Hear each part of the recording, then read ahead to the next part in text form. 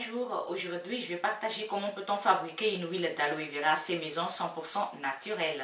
Et pour pouvoir la fabriquer, il nous faut la plante d'aloe vera et l'huile végétale au choix. Et on peut la fabriquer de trois façons.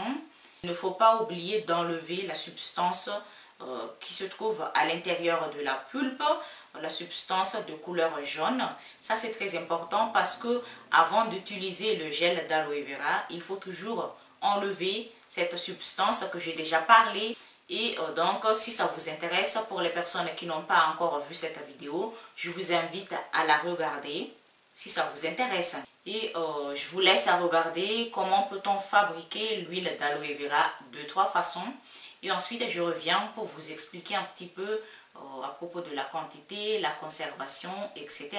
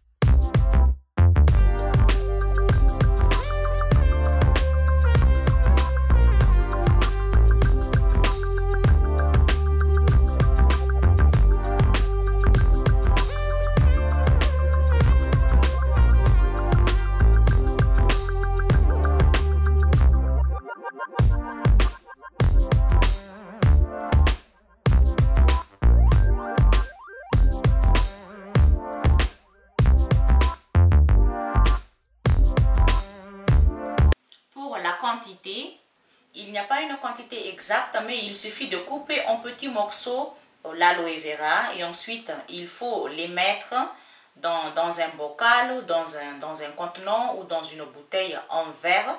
C'est mieux de choisir une bouteille ou un contenant ou un bocal en verre, jamais en plastique. Et quand on vient de mettre les petits morceaux d'aloe vera, il faut y verser l'huile végétale au choix. Et là, il n'y a pas une quantité fixe, il n'y a pas une quantité exacte, mais il faut que l'huile végétale dépasse le niveau de l'aloe vera et c'est tout.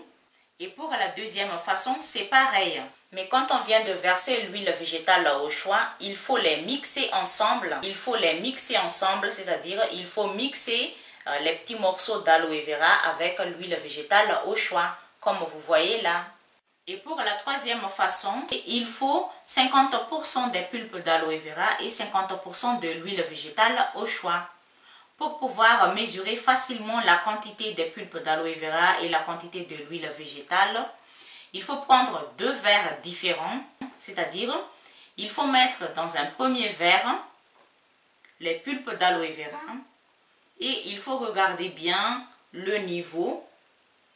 Et dans un deuxième verre, il faut y verser l'huile végétale. Et il faut que les pulpes d'aloe vera et l'huile végétale ont le même niveau. Ça nous permet de mesurer facilement 50% de pulpe d'aloe vera et 50% de l'huile végétale au choix. J'espère que vous me comprenez. Et quand on vient de fabriquer l'huile d'aloe vera, on ne peut pas encore l'utiliser, on ne peut pas l'utiliser de suite parce qu'il faut la macérer pendant un mois dans un endroit loin de soleil, loin de lumière, loin de chaleur. Et après un mois, il faut filtrer l'huile d'aloe vera.